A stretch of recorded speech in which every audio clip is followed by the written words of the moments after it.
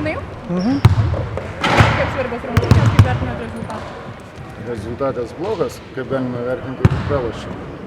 Ir ne tik rezultatas pats. Žaidimas kai kurių žaidėjų absoliučiai nuliūdino, kurie turėtų kaip ir lyderiai būti, o jie yra antilyderiai, skaito komandos ir dabar buvo rimtas pokalbis ir arba jie greitai padarys išvadas, arba jie darys išvadas kitoje vietoje. Kiek žaidėjų šiandien žaidė? Šiandien žaidė 9 žaidėjų. Simaška mažai žaidė. Galima sakyti 8.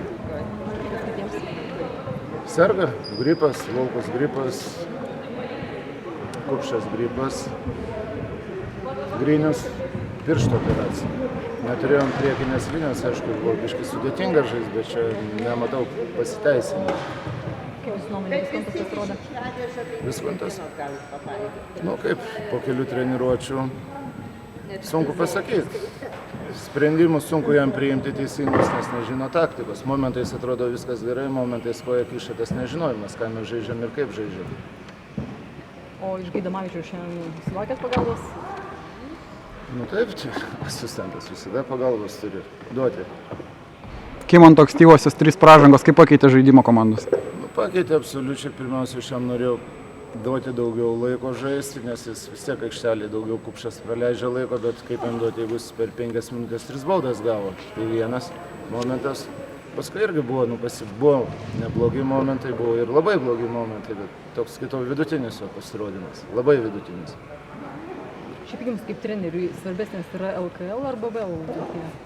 Aš dabar ką tik jam Rūbinė sakiau, tai kas pasikeis dabar už 4 dienų mes ką pasikeisim, pradėsim kitaip žaisti. Jeigu mes šiandien blogai žaidžiam, mes nemanau, kad labai galim pagerinti tą žaidimą.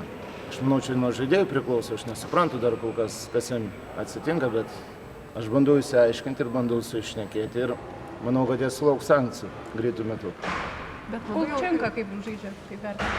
Nu, Kolčenka yra kovotojas, jis nėra super talentas, bet taškų įmetė, jis eina, suteikia agresyvumo komandai, ima kamuolius.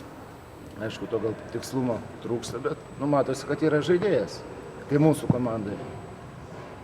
Toks nesusikalbėjimas su žaidėjais panašu, kad jau kurį laiką, nes gan dažnai pasakot po rungtynių, kad žaidėjai nepadaro kažko, tai iš tikrųjų komandoje kas yra, kad toks neklausimas gal trenerio žaidėjų? Neklausimas, tai jie gali mamos neklausyti, vaikystėje, mano ten ar tėčio, čia yra darbas, čia nėra klausau, neklausau, čia yra darbas, už kurį jie gauna pinigus. Ir jeigu mes taip dirbame, mes žinom, ką darome ir mes to nepadarom, mes vadinasi pinigų neusidirbam teisingai. O čia klausau, neklausau, tai čia ne vaikų darželis, kad atėjo mamytė pasakė. Tai kiek gali nedirbti jie? Jie dirba, aš nesakau, bet jie neatidirba aikštelėje to, ką jie turėtų padaryti. Aš nežinau, gal aš jų per daug reikalauju, bet aš kaip treneris privalau iš jų reikalauti. Jeigu jie kažko siekia, aš nežinau, ko jie atėjo iš šitą komandą, ar praleis sezoną, ar karjerą, kokį tai tikslą pasiekti, ar ką. Čia pas juos, paklauskite, kada nors, kas jie. O jūs kada nors klausėt, gavot atsakymą? Ne, jie tyli. Ar kalbate apie sankcijas, kokios jos?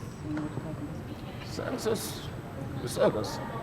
Geriausios sankcijos visada piniginės. Gali. Arba, o didžiausias sankcija paprasčiausiai šalinimas iš komandos. Ir jeigu žaidėjas nenori žaisti arba jis eilę rungtynių nepildo kažko, tai, tai aš nežinau, arba kažką tai reikia keisti. Šį sezoną jau buvo sankcijų? Šį?